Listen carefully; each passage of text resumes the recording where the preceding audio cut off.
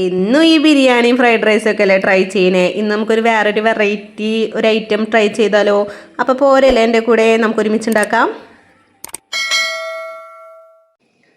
നമുക്ക് അതിക്ക് കുറച്ച് വെളിച്ചെണ്ണ ഒഴിച്ചു കൊടുക്കാം കേട്ടോ. നമ്മുടെ പച്ചക്കറികളൊക്കെ ഒന്ന് വഴണ്ടി വരണ്ടേ, അതിനുള്ള കുറച്ച് വെളിച്ചെണ്ണ ഒഴിച്ചു കൊടുക്കാം.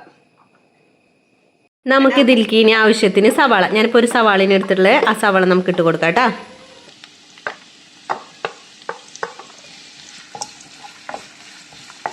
അപ്പോൾ സവാള വഴറ്റാൻ വേണ്ടിയിട്ട് നമുക്ക് ഇതിലേക്ക് കുറച്ച് ഉപ്പിട്ട് കൊടുക്കാം. നമുക്ക് കുറച്ച് ഉപ്പിട്ട് കൊടുത്തിട്ട് ഇളക്കാം.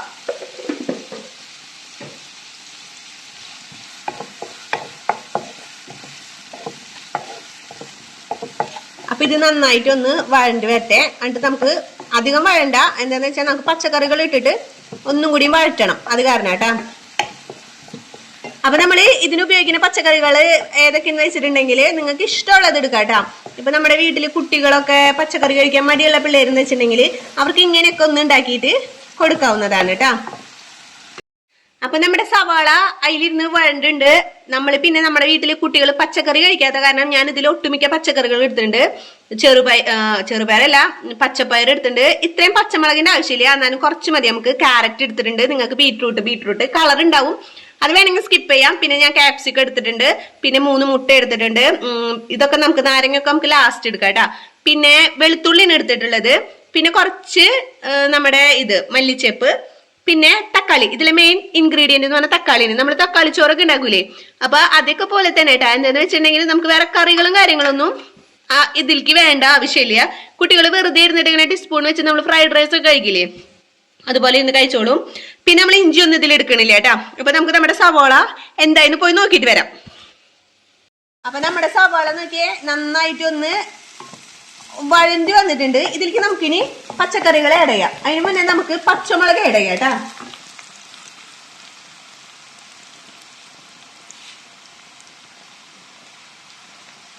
അപ്പൊ കുറച്ച് കറിവേപ്പിന്റെ ഇട്ട് കൊടുക്കുന്നുണ്ട്. പിന്നെ നമ്മള് അധികം പച്ചമുളക് ഇടുന്നില്ല കേട്ടാ. നേരത്തെ ഞാൻ കാണിച്ചു തന്നിട്ടുണ്ടായിരുന്നില്ലേ, അത്രയ്ക്ക് നമ്മൾ ഇടുന്നില്ല, അത് ഇട്ടു. ഇനി നമുക്ക് എന്ത് ചെയ്യണം, നമ്മുടെ വെളുത്തുള്ളിയും കൂടിയിട്ട് ഇതിലിടാം. അത് നമുക്ക് നന്നായിട്ട് ഇതിനൊന്നും കൂടി ഒന്ന് ചെറിയൊരു പച്ചമണം മാറുന്ന വരെ ഒന്ന് വാട്ടിയെടുക്കാം കേട്ടാ.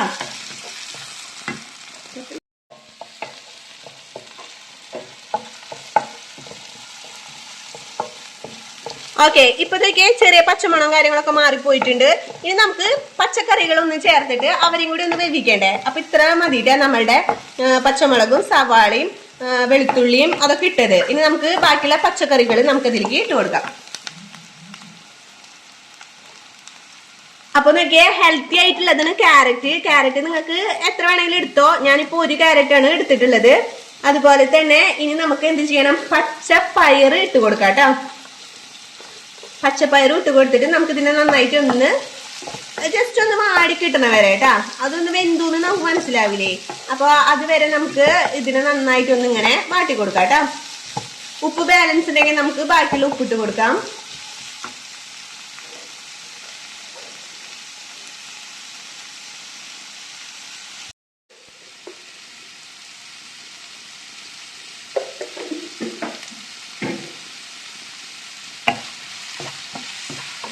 അപ്പൊ കുറച്ചും കൂടി ഉപ്പിട്ട് കൊടുത്തിട്ടുണ്ട്. ഇനിയിപ്പോ നമ്മള് അതിൽ മുട്ടയൊക്കെ പൊട്ടിച്ചൊഴിക്കില്ലേ, അപ്പൊ ബാക്കിയുള്ള ഉപ്പേ പിന്നെ ബാലൻസ് വന്നിട്ടുണ്ടെങ്കിൽ ചിലപ്പോ അവിടെ ഇവിടെയും പിടിക്കാനുള്ള സാധ്യതയുണ്ട്, അത് കാരണമായിട്ടാ അങ്ങനെ ചെയ്തിട്ടുള്ളത്.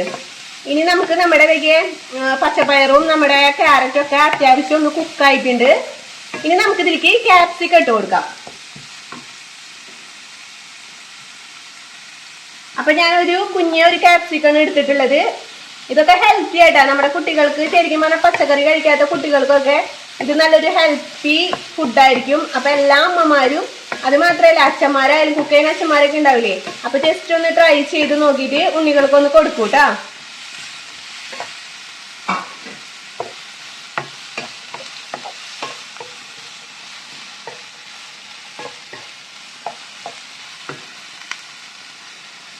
അങ്ങനെ ഫൈനലി നമുക്ക് നമ്മുടെ ഇന്നത്തെ താരം തക്കാളിനെ നമുക്ക് ഇട്ട് കൊടുക്കാം. നിങ്ങൾ ഇതിന് തക്കാളി ചോറുന്നോ എന്ത് വേണേലും പറയാട്ടാ. ഈ തക്കാളി എന്താവണം, നന്നായിട്ട് വഴഞ്ഞു പോണം, അതുവരെ നമുക്ക് ഇതിനെ കുക്ക് ചെയ്തെടുക്കണം കേട്ടാ. അപ്പൊ കുറച്ച് സമയം ഇതിന് പിടിക്കും. അപ്പോൾ ഇതൊന്ന് ജസ്റ്റ് ഒന്ന് മൂടി വെച്ചിട്ടോ എങ്ങനെയാ നിങ്ങൾക്ക് കുക്ക് ചെയ്തെടുക്കാൻ പറ്റണേ അതേപോലെ നിങ്ങൾക്ക് അത് കുക്ക് ചെയ്തെടുക്കാം കേട്ടോ.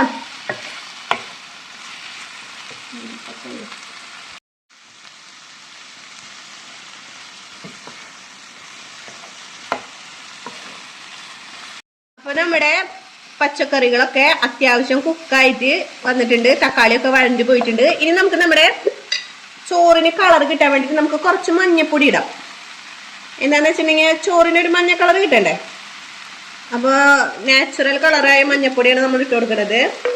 വേറെ കെമിക്കലൊന്നും നമുക്ക് ആവശ്യമില്ലല്ലോ, അതിനൊന്നും ആവശ്യമൊന്നുമില്ല. ഇനി നമുക്ക് ഇതിലേക്ക് വേണ്ടത് മുളകും പൊടിയും ഗരം മസാലയും മാത്രം മതിട്ടാ, വേറെ ഒന്നും വേണ്ട. പച്ചമുളക് ഇട്ടിട്ടുണ്ട്. അപ്പോൾ 1 ടീസ്പൂൺ മുളകും പൊടി ഇട്ടുണ്ട്, 1-1.5 ഇട്ടിട്ടുണ്ട് കേട്ടോ. അത് നിങ്ങൾക്ക് എങ്ങനെ എരിവിനനുസരിച്ചിട്ട് ഇട്ട് കൊടുത്താൽ മതി. ഇനി നമുക്ക് കുറച്ച് ഗരം മസാല, നമ്മുടെ കറിക്കൊക്കെ ഒരു മണം, കറിക്കല്ല നമ്മൾ ചോറൊക്കെ ഇടുമ്പോൾ ഒരു മണം വരണ്ടേ, അതിന് വേണ്ടിയിട്ട് കുറച്ച് ഗരം മസാല ഇട്ട് കൊടുത്തിട്ടുണ്ട്. ഇനി ഇതിന്റെ പച്ചമണം മാറണ വരെ നമുക്ക് നന്നായിട്ട് വഴറ്റിയെടുക്കണം കേട്ടോ. അപ്പോൾ വഴറ്റിയെടുക്കുമ്പോൾ പച്ചക്കറികൾ ഒന്നും കൂടി കുക്കായി അതിലേക്ക് ഒന്ന് അലിഞ്ഞു ചേരും എന്നൊക്കെ പറയില്ലേ, അതുപോലെ ആയിക്കോളും. നിങ്ങൾക്ക് വേണമെങ്കിൽ ചുവന്ന മുളകിന് പകരം കുരുമുളക് പൊടി യൂസ് ചെയ്യാവുന്നതാണ് കേട്ടോ. അപ്പൊ ഇത് നന്നായിട്ട് ഇതിന്റെ പച്ചമണവും കാര്യങ്ങളൊക്കെ ഒന്ന് മാറട്ടെ കേട്ടോ. അപ്പൊ നമ്മുടെ പച്ചക്കറിയും അതുപോലെ തന്നെ നമ്മുടെ മസാലകളുടെ മണങ്ങളൊക്കെ മാറിപ്പോയിട്ടുണ്ട്. ഇനി നമുക്ക് സെന്ററിൽ ഒരു ഗ്യാപ്പ് ഉണ്ടാക്കിയിട്ട് നമുക്ക് മുട്ട ഇടാം. മുട്ട കൊത്തി പൊരിക്കാം കേട്ടാ.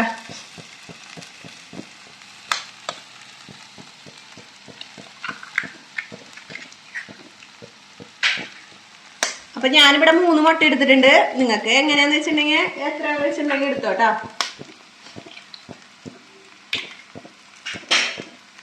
നമുക്ക് ഇതിനെങ്ങനെ ജസ്റ്റ് ഒന്നിങ്ങനെ പൊരിക്കാം.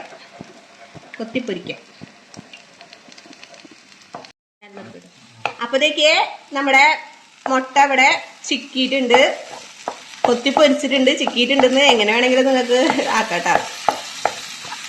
അപ്പോൾ നമുക്കിതിന് ഇത് വല്ലാണ്ട് ഡ്രൈ ഒന്നും ആവണ്ട കേട്ടോ.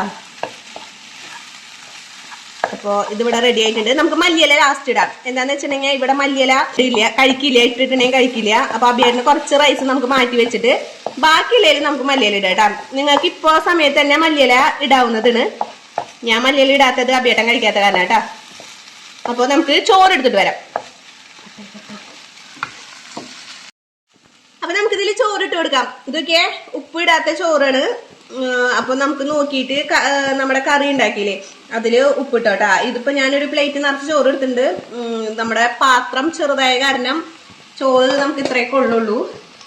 നമുക്കിതിനെ നന്നായിട്ടൊന്ന് മിക്സ് ചെയ്തെടുക്കാം. ഇപ്പൊ ഒരു ഫ്രൈഡ് റൈസിന്റെ ഒരു രൂപമൊക്കെ പോലെ ആയില്ലേ. നമുക്കിത് വേണമെങ്കിൽ ലാസ്റ്റ് കുറച്ച് സോയാ സോസ് ഒഴിക്കാം കേട്ടാ. ഞാനിപ്പോ ഇവിടെ സോയാ സോസ് ഒന്നും ഒഴിക്കില്ല. നിങ്ങൾക്ക് വേണമെങ്കിൽ നമ്മുടെ വാനില എസൻസോ സോയാ സോസോ അങ്ങനെ എന്ത് വേണമെങ്കിലും നിങ്ങൾക്ക് എടുക്കാം കേട്ടാ. അപ്പൊ നോക്കിയേ, ഉപ്പ് നോക്കണം കേട്ടാ. ഉപ്പ് നോക്കിയിട്ട് വേണം നമുക്ക് ബാലൻസ് ഇനി ഇട്ട് കൊടുക്കാൻ പറ്റില്ല. അപ്പൊ അതിന് മുന്നേ നമ്മളെ കറിയിലത്തെ ഉപ്പും കാര്യങ്ങളൊക്കെ നോക്കണം കേട്ടാ. അപ്പൊ ഞാനിതിനെ നന്നായിട്ടൊന്ന് മിക്സ് ചെയ്യട്ടെ കേട്ടാ. അപ്പൊ ഞാനിത് നന്നായി മിക്സ് ചെയ്തിട്ടുണ്ട്. നമുക്കിനി അബിയേട്ടന് വേണ്ടിയിട്ട് കുറച്ച് നമുക്ക് മാറ്റി വെക്കാം. എന്നിട്ട് നമുക്ക് ബാക്കിയുള്ളതിൽ നമുക്ക് മല്ലിയില ഇടാം കേട്ടാ.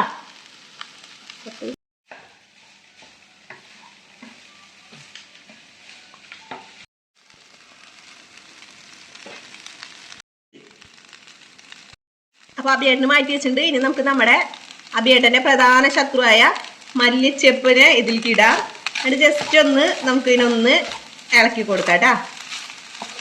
അങ്ങനെ നമ്മുടെ പരിപാടി കഴിഞ്ഞിട്ടുണ്ട്. കഴിഞ്ഞിട്ടില്ല. നമുക്കിതിൽ ഒരു കാര്യം കൂടി നമുക്കിതിൽ ചേർക്കണം കേട്ടാ. അതാണ് ഇതിന്റെ മെയിൻ ടേസ്റ്റ് എന്ന് പറയില്ലേ. അപ്പൊ ഞാൻ വേഗം അതിനെ മുറിച്ചു കൊണ്ടുവരാം. അപ്പൊ നോക്കിയേ, ഞാനൊരു ചെറുനാരങ്ങ എടുത്തിട്ടുണ്ട്. ഇത് മുഴുവൻ വേണ്ട.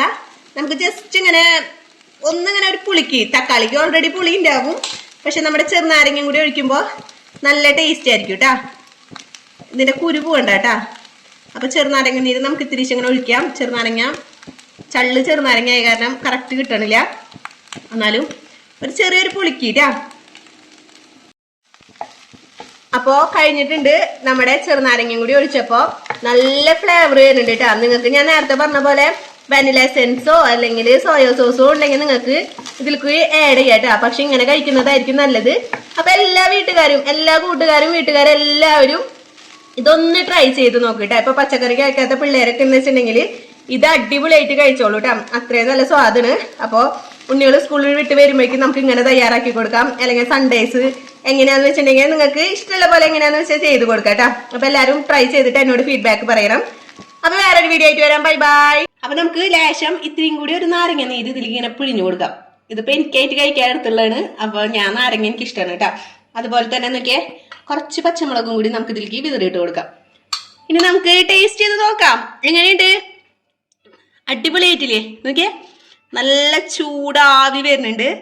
അപ്പൊ നമുക്ക് ടേസ്റ്റി ആയിട്ട് നമുക്കിത് കഴിക്കാം. അപ്പൊ എല്ലാ കൂട്ടുകാരും ഉണ്ടാക്കി നോക്കിയിട്ട് ട്രൈ ചെയ്ത് നോക്കിയിട്ട് എന്നോട് പറയാട്ടാ ഫീഡ്ബാക്ക്. അപ്പൊ ഞാൻ എന്തായാലും കഴിക്കാൻ പോവാ. Bye bye.